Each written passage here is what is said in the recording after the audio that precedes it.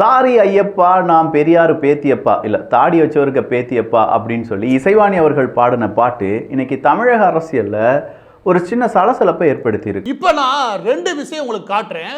ரெண்டு பாடல்கள், அந்த பாடுற நபர் வந்து ஒரே நபர் தான். அந்த நபருடைய பேர் வந்து கானா இசைவாணி. விட்டு ஓடாதே இந்த வயசுல நீ பட்டு போகாதே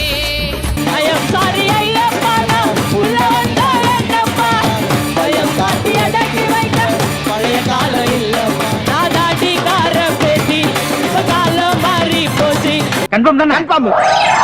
என்னப்பா இப்படி மாட்டிக்கிட்டீங்க? மாட்டிக்கிட்டனா? ஆமாண்ணே. ஐயப்ப சுவாமி குறித்து அவதூறாக பாடியதாக கானா பாடகி இசைவாணி மற்றும் இயக்குனர் ரஞ்சித் மீது காவல் நிலையத்தில் ஐயப்ப பக்தர்கள் புகார் அளித்துள்ள தொட்டுட்டு தானே மாட்டிக்கிட்டீங்க.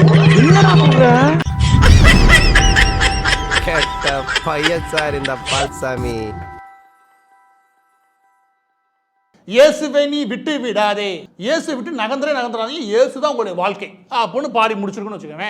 அதற்கு அடுத்து ஒரு பாட்டு பாடி இருக்கு. அது என்ன அப்படின்னா, ஐ ஆம் சாரி ஐயப்பா, ஐயப்பா மன்னிச்சுக்கோ அப்படின்னு சொல்லிட்டு, நான் வந்தா தீட்டாப்பா அப்படின்னு சொல்லி ஐயப்பன் கோவிலுக்குள்ள போகக்கூடிய தீட்டு அப்படின்ற ஒரு விவகாரத்தை கிளப்பி விட்டு இங்க அரசியல் பண்ணாயில அதை வச்சு பாடி இருக்கு. ஆவுனா ஐயப்பனையே இழுக்கிறீங்க, எங்க போய் பள்ளிவாசல்ல போய் இழு, ஏன் ஏசனார் கோயில போய் இழு. ஏன்டா தயங்குற? தைரியமா சொல்றான், சொல்லு. நீதான் தைரியமான ஆளத்தை சொல்லு, சொல்றா. குண்டு பைப்ல எப்படி கோர்த்து விடுது பாரு. நீங்க பெரியாரா தாத்தாவா? 80 வயசுல கல்யாணம் முடிச்ச எங்க தாத்தனை தானே உங்களுக்கு பிடிக்குது. அவர் மாதிரி இருங்க, அவங்கள தப்புன்னு நான் சொல்ல கிடையாதுயா. ஏன்னா எங்க பெரியார் தாத்தா வந்து மகளா வந்து கட்டியிருந்தாருன்னா நீ அதே மாதிரி தான் இருப்பு ஓட்டுருக்கு. நீ கேட்ட ஒவ்வொரு கேள்வி என்ன செருப்பால் அடிச்ச மாதிரி இருக்குடா. ஆவுனா முருகன் சாமியை இழுக்கிறது, அப்புறம் வந்து ஐயப்பன் சாமி இழுக்கிறது, இதே சோடியாவே இருக்கு அந்த பாட்டுல. அப்ப இதே தொழிலாத்தான் அலையிறியா நீ? உங்க தாத்தா பற்றி பாடு, உங்க தாத்தா பெருமையை பற்றி பாடு. தாத்தா 80 வயசுல கல்யாணம் முடிச்சாரு, 80 வயசுல கல்யாணம் முடிச்சாரு, அது மாதிரி நீங்களும் வந்து 80 வயசுல கல்யாணம் முடிக்கணும், ஒரு சின்ன பிள்ளையா பார்த்து கல்யாணம் முடிக்கணும் அப்படி பாடு சாமி.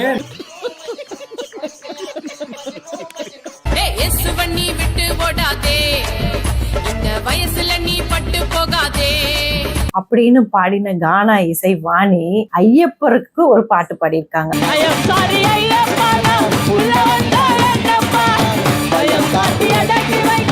பழைய கால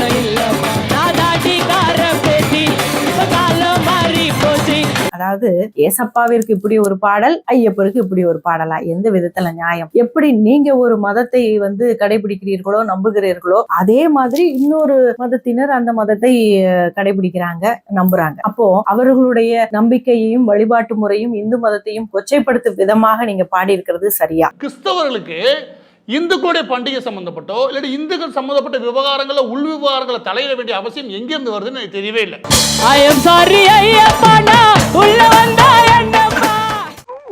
என்னது ஒரு பேச்சுக்கு சொன்னா உடனே நல்ல செருப்பா பிக்கிறாங்க. அதாவது குடிக்கிற கணவர், குடிகார பிள்ளை, இப்படி வச்சிட்டு இருக்கக்கூடிய சில குடும்பங்கள் இந்த கார்த்திகை மாசம் எப்ப வரும், நம்ம பிள்ளை மாலை போட்டான்னா அந்த நேரத்திலேயாவது குடிக்காம இருப்பாங்கன்னு ஏங்கி கொண்டு இருக்கக்கூடிய மனைவிமார்கள், தாய்மார்கள் இருக்கிறாங்க. இதெல்லாம் உங்களுக்கு தெரிய வாய்ப்பு இல்லை. இயேசுநாதருக்கு பாட்டு பாடக்கூடியது வேற வாயி, ஐயப்பருக்கு பாட்டு பாடும்போது அது வேற வாயா ஆயிருது. இந்த ஈன பொழப்புக்கு பேசாம எங்கேயாவது போய் ஊருக்கு போயிடலாம்ல. இந்த மதம் ரீதியான விஷயங்கள் வர பார்த்தா பகுத்தறிவாதிகள் எல்லாருமே வந்து முதல்ல நோன்றது வந்து இந்து மதமா தான் இருக்கு. அது ஏன்னு வந்து தெரியல. என்ன இடிச்சவா நினைச்சிட்டியா இல்ல பைத்தியக்காரன் நினைச்சிட்டியா இல்லன்னா குடிய வச்சு மொத்தமா நான் போலாம் நினைச்சியா? சாரி ஐயப்பா நான் வந்தது தப்பாப்பா, பெண்களை பற்றியான பாட்டப்பா அப்படின்னு சொல்லி அவங்க பாடியிருந்தா பரவாயில்லை. இயேசுவை தான் விட்டு விடாதே அப்படின்னு சொல்லி இன்னொரு பாட்டு பாடியிருக்காங்க பாத்தீங்களா? வயசுல நீ பட்டு போகாதே. என்னடி வாய்ஸ் இது?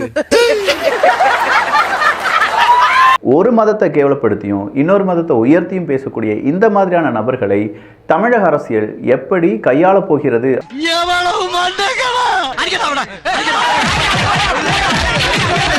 ஆக்சுவலா இசைவாணி அவர்கள் ஒரு கிறிஸ்தவர். அப்போ கிறிஸ்தவராக இருந்து அவங்க கிறிஸ்தவ பாடல் பாடுறதுல எந்த விதமான பிரச்சனையும் கிடையாதப்பா. ஆனால் கிறிஸ்தவராக இருந்து கொண்டு இங்கே இருக்கக்கூடிய ஐம் சாரி ஐயப்பா நான் உங்களுடைய கோயிலுக்கு வந்தா தப்பாப்பா அப்படிங்கிற மாதிரியான அந்த ஒரு பெண்ணுரிமை பாட்டாக அவங்க அதை நினைக்கிறாங்க. நீ பெல் அடிச்சு விளையாடுறதுக்கு ஏன் வீடு தான்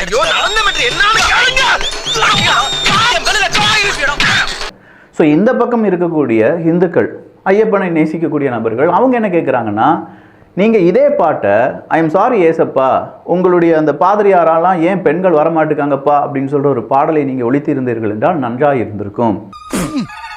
பாஸ், பசுமாட்டு சாணி எருமாட்டு சாணி ரெண்டையும் கலந்து அடிக்கிறாங்க, வாங்க ஓடிடலாம்.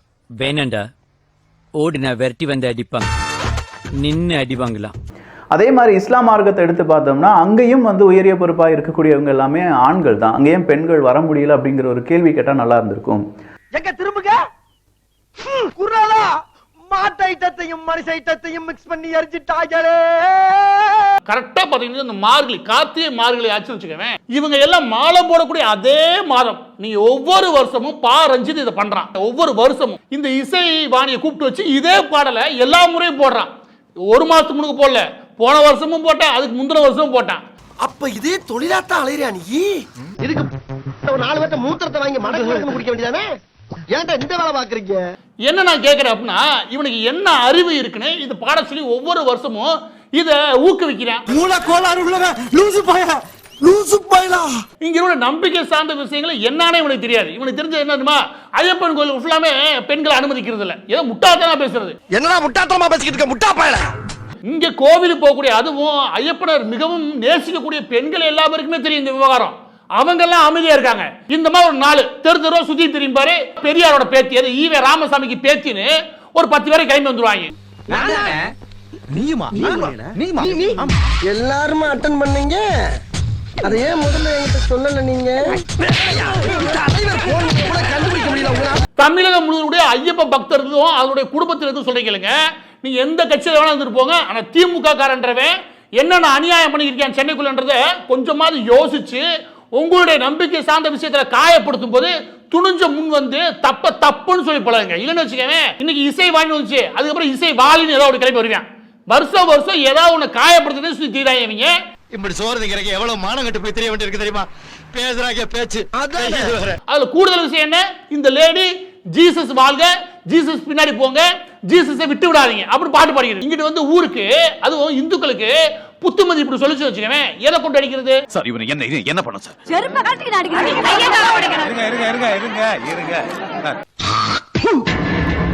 மார்கழி மக்கள் இசை அப்படின்னு சொல்லிட்டு இவன் ஒவ்வொரு முறையும் யாரை கூப்பிடுவானா, திமுக ஒருத்தரை கூப்பிடுவான். ஆளூர் சாணவாசம் வந்திருப்பான். அதுக்கப்புறம் தமிழன் பிரச்சனை யாரு, திமுக வாயை கிளி பேசுறால தமிழன் பிரச்சனை அவன் வந்திருப்பான். அதுக்கப்புறம் தமிழிசை தங்கப்பாண்டியன் யாரு, திமுக எம்பி. இவங்க எல்லாம் வராங்க. எல்லா முறையும் திமுக இதோட நிகழ்ச்சிக்கு வந்து அதை அங்கீகரிப்பாங்க. என்னென்ன அங்கீகரிக்கிறாங்க, நீ இந்துக்களுக்கு எதை வேணா கிளப்பி விடு, யார வேணா காயப்படுத்து, நாங்க இருக்கோம். உன்னை நான் விட மாட்டேன், படுக்க வச்சு உன் மூஞ்சில ஈயம் பூசாம விட மாட்டேன். படுக்க வைங்க. நானே எடுத்து பா ரஞ்சித்துக்கு சூடு சொரண வெக்கமான ரோசம் ஏதாவது இருக்குன்னா நான் தரேன்டா. பைபிள்ல இருந்து ஒட்டு மொத்தமா எந்தெந்த வசனங்கள் இங்க பெண்கள் ஆண்களுக்கு எந்த மாதிரி அடிபணிஞ்சு நடக்கணும், என்ன மாதிரி விஷயங்களுக்கு கீழ்ப்படிஞ்சு நடக்கின்ற விஷயத்தை பைபிள் வசனங்களை எடுத்துறேன். அதுக்காக நீ பைபிள் எதிர்ப்பியாடா நான் கேட்கிறேன்.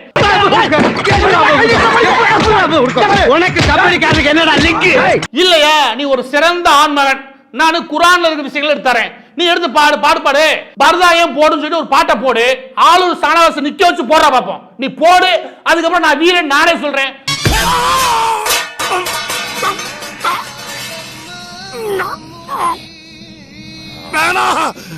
இது ஒரு பெரிய மனுஷன் செய்யற வேலை இல்ல. இந்த வீடியோ பிடித்து இருந்தால் சேனலை சப்ஸ்கிரைப் செய்யவும், ஏதாவது குறைகள் இருந்தால் கமெண்டில் போடவும், அப்புறம் மறக்காமலே போட்டிருந்த வரட்டாமாம் வீடுறதை வரண்டா Chinnasamy. Hey guys, this is your editor. Video பிடிச்சிருக்குன்னு நினைக்கிறேன். ஸோ பிடிச்சிருந்தா ஒரு லைக் பண்ணிடுங்க, அண்ட் கமெண்ட் செக்ஷனில் ஒரு ஹார்ட்டிங் அல்லது ஒரு ஸ்மைல் தெரிக்க விடுங்க பார்ப்போம். இப்ப எனக்காக நீங்க ஒரு குத்துனா குறைஞ்சா போயிருவீங்க. சரி பாசக்கரப்ப ஒரே ஒரு குத்தி விட்டு போவோம். வாடாங்க.